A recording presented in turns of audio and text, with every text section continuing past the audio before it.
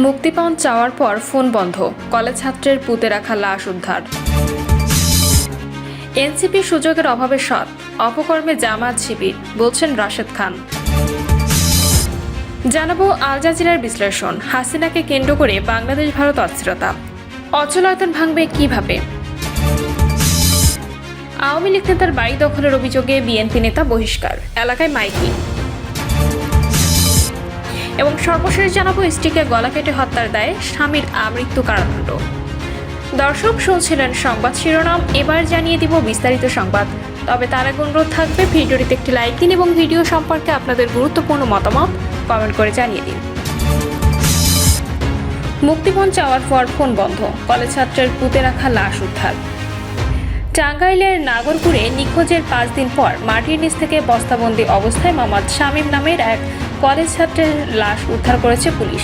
5 দিন আগে 1.5 লাখ টাকা চেয়ে ফোন আসে, এরপর থেকেই মোবাইল ফোনটি বন্ধ পাওয়া যায়। পুলিশের ধারণা ওই যুবককে শ্বাসরোধে হত্যার পর মাটিতে পুঁতে রাখা হয়েছে। মঙ্গলবার দুপুরে ভাদ্রা গ্রাম থেকে মরদেহ উদ্ধার করে টাঙ্গাইল জেনারেল হাসপাতালে মর্গে প্রেরণ করেছে। মোহাম্মদ শামীম ওই গ্রামের বিল্লাল মল্লিকের ছেলে। তিনি বেসরকারি পলিটেকনিক ইনস্টিটিউটের শেষ বর্ষের ছাত্র ছিলেন। এ ঘটনায় মূল অভিযুক্ত ওই গ্রামের আব্দুল জব্বারের ছেলে অনিককে গ্রেপ্তার করেছে পুলিশ। পুলিশ জানায়, গত 21শে আগস্ট বিকালে শামীম বাড়ি থেকে বের হয়ে নিখোঁজ হয়। নিখোঁজের 2 দিন পর 23শে আগস্ট নিহতের বাবা বিল্লাল মল্লিক বাদী হয়ে নাগরপুর থানায় একটি সাধারণ ডায়েরি করেন। পরে পুলিশ সন্দেহভাজন অবস্থায় অভিযুক্ত অনিককে আটক করেন। তার কাছ থেকে হত্যাকাণ্ডের শিকার কলেজ ছাত্র শামীমের মোবাইল ফোন উদ্ধার ও তার তথ্যমতে বাড়ির পাশ থেকে মাটি খুঁড়ে লাশ উদ্ধার করা হয়। নিহতের বাবা বিল্লাল মল্লিক কান্নাজড়িত কণ্ঠে বলেন, শামীমের মোবাইল থেকে বাড়িতে ফোন করে 1.5 লাখ টাকা 30 মিনিটের মধ্যে পাঠাতে বলে ফোন বন্ধ করে দেয় অনিক। সন্তান হত্যা দৃষ্টান্তমূলক বিচার ও দোষীদের সর্বোচ্চ শাস্তি দাবি করছি। নাগরপুর থানার ওসি মোহাম্মদ জহুরুল ইসলাম জানান, এই ঘটনায় জড়িত সন্দেহে অনিক নামের একজনকে গ্রেপ্তার করা হয়েছে। জিজ্ঞাসাবাদে তার কাছ থেকে বেশ কিছু তথ্য পেয়েছে পুলিশ। এ ঘটনায় জড়িত অন্যদের ব্যাপারে পুলিশি তদন্ত অব্যাহত রয়েছে বলেও জানান তিনি। এনসিপি সুযোগের অভাবে সৎ, অপকর্মে জামাত শিবির, বলছেন রাশেদ খান। জাতীয় নাগরিক পার্টির নেতারা এখন সুযোগের অভাবে সৎ, কিন্তু প্রধান বিরোধী দল জামায়াত ইসলামী ও শিবিরের নেতাকর্মীরা পাল্লা দিয়ে অপকর্মে সম্পৃক্ত হচ্ছে বলে মনে করেন প্রধানমন্ত্রীর সহকারী ও গণ অধিকার পরিষদের সাবেক সাধারণ সম্পাদক মোহাম্মদ রাশেদ খান। নিজের ভেরিফাইড ফেসবুক অ্যাকাউন্টে এক পোস্টে এ মন্তব্য করেন রাশেদ খান। রাশেদ খান বলেন, অন্তর্বর্তীকালীন সরকারের 18 মাসে এনসিপি নেতাকর্মী ও সমন্বয়কদের দাপট দেখেছি। প্রতিদিন গণমাধ্যমের খবর হয়েছে কোনো না কোনো নেতা যে কারণে শহীদ ওসমান হাদি এনসিপি 3টা অপরাধ চিহ্নিত করেছিলেন। 1. এনসিপি জুলাই ঐক্য বিনষ্ট করে। 2. আওয়ামী লীগের 71 কুক্ষিগত করার ন্যায় এনসিপি জুলাইকে কুক্ষিগত করেছে। 3. এনসিপি দুর্নীতি করেছে ইত্যাদি।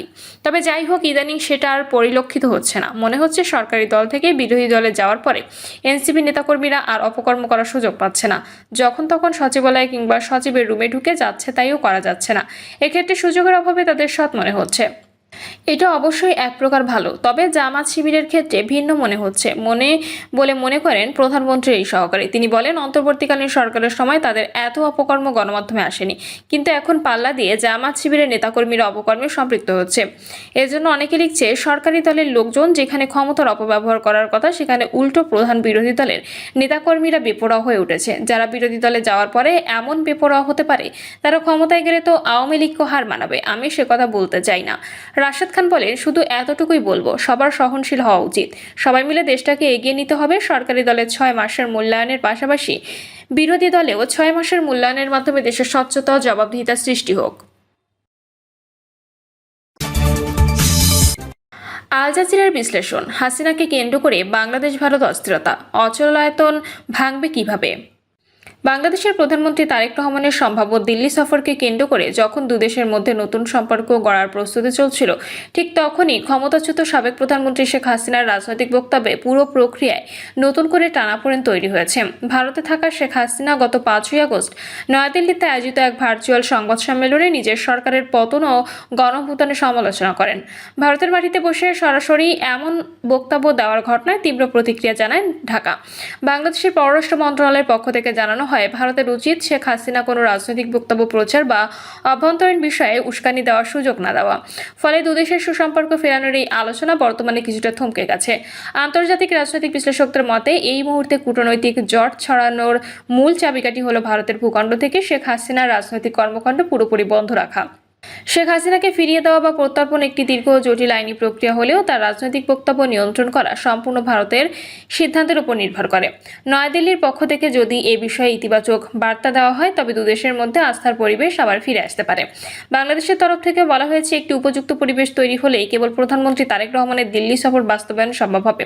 তবে কূটনৈতিক এই ঠান্ডা লড়াই সত্ত্বেও বাংলাদেশ ও ভারতের পারস্পরিক অর্থনৈতিক এবং ভৌগোলিক নির্ভরতা করার সুযোগ নেই। 4000 কিলোমিটারের বেশি দীর্ঘ যৌথ সীমান্ত থাকা দুদেশের মধ্যে বছরে $12 বিলিয়ন বেশি বাণিজ্য রয়েছে। সাম্প্রতিক সময়ে বাংলাদেশ চীন, মার্কিন যুক্তরাষ্ট্র ও তুরস্কের সঙ্গে কূটনৈতিক যোগাযোগ বাড়ালেও দক্ষিণ এশিয়া দীর্ঘমেয়াদী স্থায়িত্বের জন্য ভারত ও বাংলাদেশ উভয় পক্ষের জন্যই এই দ্বিপাক্ষিক সম্পর্ক ধরে রাখা অত্যন্ত জরুরি। তাই রাজনৈতিক মান অভিমান বজায় থাকলেও জাতীয় স্বার্থ বিবেচনা করে দুদেশের শীর্ষ নেতৃত্বের এই বৈঠক শেষ পর্যন্ত অনিবার্য বলেই মনে করছেন সংশ্লিষ্ট বিশেষজ্ঞরা। আওয়ামী লীগ নেতার বাড়ি দখলের অভিযোগে বিএনপি নেতা বহিষ্কার, এলাকায় মাইকিং। জয়পুরহাটের আক্কেলপুরে দলীয় নির্দেশ অমান্য করে স্থানীয় কার্যক্রম নিষিদ্ধ আওয়ামী লীগ নেতার বাড়ি দখলের অভিযোগে মিজানুর রহমান বাবুকে দল থেকে স্থায়ীভাবে বহিষ্কার করেছে বিএনপি। একই সঙ্গে দলীয় শৃঙ্খলা ভঙ্গের বিষয়ে সাধারণ মানুষকে সচেতন ও অবহিত করতে এলাকায় মাইকিং করা হচ্ছে। রোববার আক্কেলপুর উপজেলা বিএনপির শীর্ষ নেতাদের স্বাক্ষরিত এক চিঠিতে জানানো হয়, মিজানুর রহমানের বিরুদ্ধে বেআইনিভাবে অন্যের বাড়ি দখল ও দলবিরোধী কর্মকাণ্ডে জড়িত থাকার প্রমাণ পাওয়া গেছে। এ ব্যাপারে গত 21 জুলাই ইউনিয়ন বিএনপির পক্ষ থেকে তাকে ওই বাড়ি ছেড়ে দেওয়ার জন্য 7 দিনের সময় দেওয়া হতো, কিন্তু তা অমান্য করায় দলের ভাবমূর্তি রক্ষায় তাকে প্রাথমিক সদস্য পদসহ সব পদ থেকে স্থায়ীভাবে বহিষ্কার করা হয়েছে। স্থানীয় সূত্র অভিযোগ থেকে জানা গেছে, আক্কেলপুরের রায়কালী গ্রামের প্রায় 4% জমির ওপর রায়কালী ইউনিয়ন আওয়ামী লীগের সাধারণ সম্পাদক বেলাল হোসেনের দোতলা পাকা বাড়ি রয়েছে। কয়েক বছর আগে বাড়িটি অগ্রণী ব্যাংকের জিয়ানগর শাখায় বন্ধক রেখে 12 লাখ টাকা ঋণ নেন তিনি। 2024 সালের 5 আগস্টের পর বেলাল হোসেন ও তার স্ত্রী বাড়িটি ছেড়ে আত্মগোপনে চলে যান। এই সুযোগে বিএনপি নেতা মিজানুর রহমান বাড়িটি নিজের নিয়ন্ত্রণে নেন বলে অভিযোগ উঠেছে। এই ঘটনায় বেলাল হোসেনের স্ত্রী শাহনাজ বেগম আক্কেলপুর থানায় লিখিত অভিযোগ দিয়েছেন। তবে বাড়ি দখলের অভিযোগ অস্বীকার করেছে বহিষ্কৃত ইউনিয়ন বিএনপি নেতা মিজানুর রহমান। তিনি বলেন, জমিটি তার দাদার পৈতৃক সম্পত্তি, যা আগে বেলাল হোসেন দখল করেছিলেন। তিনি কেবল পৈতৃক জমি উদ্ধার করেছেন। তবে বিএনপি থেকে বহিষ্কারের খবর পাওয়ার পর তিনি ওই বাড়ির আসবাবপত্র সহ সব মালামাল সরিয়ে নিয়েছেন বলে জানা গেছে। আক্কেলপুর থানার ওসি শাহিন রেজা জানান, অভিযোগটি তদন্তের জন্য থানার উপপরিদর্শক বজলুর রহমানকে দায়িত্ব দেওয়া হয়েছে। তদন্ত কর্মকর্তা বলেন, মিজানুর রহমানের সঙ্গে কথা বলা হলেও থানায় বসে বিষয়টি নিষ্পত্তির জন্য নির্ধারিত বৈঠকে তিনি উপস্থিত হননি। আক্কেলপুর উপজেলা বিএনপির সাধারণ সম্পাদক আরিফ ইফতেখার আহমেদ বলেন, দলের নাম ভাঙিয়ে কেউ অপরাধমূলক কর্মকাণ্ডে জড়িত হলে তাকে ছাড় দেওয়া হবে না। অন্যের বাড়ি দখলের মতো অন্যায়ের সঙ্গে দল কোনো আপোষ করবে না বলেই এই শাস্তিমূলক ব্যবস্থা নেওয়া হয়েছে। স্ত্রীকে গলা কেটে হত্যার দায়ে স্বামীর আমৃত্যু কারাদণ্ড। চুয়াডাঙ্গায় স্ত্রীকে ধারালো দা দিয়ে গলা কেটে হত্যার দায়ে রহম আলী নামের এক ব্যক্তিকে আমৃত্যু কারাদণ্ড দিয়েছে আদালত।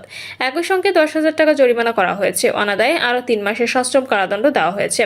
মঙ্গলবার দুপুরে চুয়াডাঙ্গার বিশেষ দায়রা জজ আদালতের বিচারক শিমুল কুমার বিশ্বাস এ রায় দেন। দণ্ডপ্রাপ্ত রহম আলী চুয়াডাঙ্গা সদর উপজেলার গোপীনাথপুর গ্রামের মৃত আবু তালেবের ছেলে। রায়ের বিষয়টি নিশ্চিত করে চুয়াডাঙ্গা আদালতের পাবলিক প্রসিকিউটর অ্যাডভোকেট মারুফ সারোয়ার বাবু। আদালতের নথি ও মামলা সূত্রে জানা যায়, প্রায় 25 বছর আগে রহম আলীর সঙ্গে আলেয়া বেগমের বিয়ে হয়। তাদের 4 সন্তান। আলেয়াকে বিয়ের আগে রহম আলীর আরও 2টি বিয়ে করেছিলেন। তিনি মাদকাসক্ত এবং বিভিন্ন সময় পারিবারিক কলহের জেরে স্ত্রীকে মারধর করতেন। 2015 সালের 14 নভেম্বর রাতে খাবার খেয়ে 2 মেয়েকে নিয়ে ঘুমিয়ে পড়েন। পরদিন ভোর 4:30টার দিকে দরজা খোলার শব্দে মেয়ে লিপসিয়ার ঘুম ভাঙে। সে দেখতে পায় তার বাবা রহম আলীর হাতে রক্তমাখা একটি গাছি দা। রহম আলী দ্রুত ঘর থেকে বের হয়ে যান। পরে চৌকির নিচে তাকিয়ে লিপসিয়া মায়ের গলা কাটা রক্তাক্ত দেহ দেখতে পায়। তার চিৎকারে পরিবারের অন্য সদস্যরা ছুটে এসে আলেয়ার মরদেহ দেখতে পান। এ ঘটনায় আলেয়ার ছেলে চান মিয়া বাদী হয়ে রহম আলীর বিরুদ্ধে চুয়াডাঙ্গা সদর থানায় হত্যা মামলা দায়ের করেন। মামলা তদন্ত কর্মকর্তা ছিলেন তৎকালীন চুয়াডাঙ্গা সদর থানার এসআই মহসিন আলী। 2016 সালের 4 মার্চ তার বিরুদ্ধে দণ্ডবিধি 302 ধারায় অভিযোগপত্র দেওয়া হয়। দীর্ঘ বিচারিক প্রক্রিয়ায় 13 সাক্ষীর সাক্ষ্য গ্রহণ শেষে মঙ্গলবার রায় ঘোষণা করে আদালত। প্রিয় দর্শক, এই ছিল এখনকার সর্বশেষ সংবাদ। আপডেট সব সংবাদ পেতে চ্যানেলটি সাবস্ক্রাইব করে বেল আইকনটি ক্লিক করে রাখুন।